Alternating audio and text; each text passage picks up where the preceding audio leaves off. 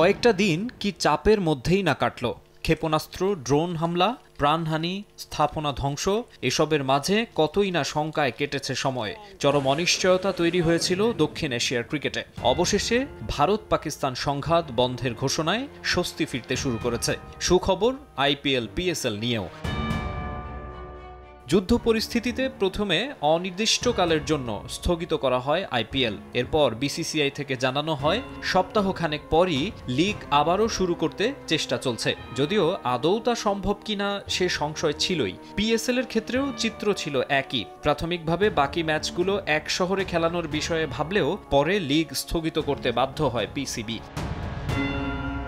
মাঝে আইপিএল ও পিএসএল ভিন্ন দেশে আয়োজনের কথাও বিবেচনায় নিয়েছে দুই দেশের বোর্ড। পিএসএল এর বাকি ৮ ম্যাচ সংযুক্ত আরব আমিরাতে করার পরিকল্পনা করেছিল পিসিবি। বিসিসিআইও ভাবছিল ইউএইর কথা। গুঞ্জন উঠেছিল আইপিএল এর বাকি অংশ আয়োজনে নাকি আগ্রহ দেখিয়েছিল ইংল্যান্ডও।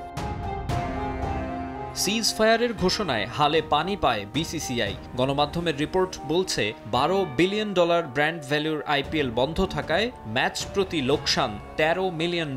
বাকি রয়েছে আরও 16 ম্যাচ। এবারের মৌসুমে ইন্ডিয়ান প্রিমিয়ার লিগের প্রথম 16 ম্যাচে ভিউয়ার ছিল 370 মিলিয়ন। এনএফএল এর পর বিশ্বের দ্বিতীয় প্রফিটেবল ফ্র্যাঞ্চাইজি লিগই পড়ে ক্ষতির মুখে। সম্প্রচার কার্যক্রম বন্ধ থাকায় বিসিসিআই, আইপিএল কর্তৃপক্ষ যেমন লোকসান গুনেছে, তেমনি স্পন্সরশিপ, টিকিট এবং মার্চেন্ডাইজ সেলস মিস করায় লস হয়েছে ফ্র্যাঞ্চাইজিগুলোর। আর্থিকভাবে ব্যাপক লোকসানের মুখে পড়ায় আইপিএল চালু করতে মরিয়া হয়ে ওঠে বিসিসিআই। আলাদাভাবে বৈঠক করেছেন বোর্ডের শীর্ষস্থানীয় কর্মকর্তারা। সবকিছু ঠিক থাকলে কয়েকদিনের মধ্যেই রিস্টার্ট হবে আইপিএল। চেন্নাই, বেঙ্গালুরু ও হায়দ্রাবাদ, এই 3 ভেন্যুতে হতে পারে বাকি ম্যাচগুলো। সংঘাতের প্রভাবে গেল 8 মে পাঞ্জাব কিংস ও দিল্লি ক্যাপিটালসের ধর্মশালার ম্যাচটি মাঝপথেই বাতিল হয়েছিল। ভারত ছেড়েছিলেন অনেক বিদেশি ক্রিকেটার। ফরেন প্লেয়ারদের ফেরানোর বিষয়েও ভাবছে ভারতীয় ক্রিকেট বোর্ড। পাকিস্তান বোর্ডও যত দ্রুত সম্ভব পিএসএল ফেরাতে চায়। এখনও 8 ম্যাচ বাকি রয়েছে লিগের।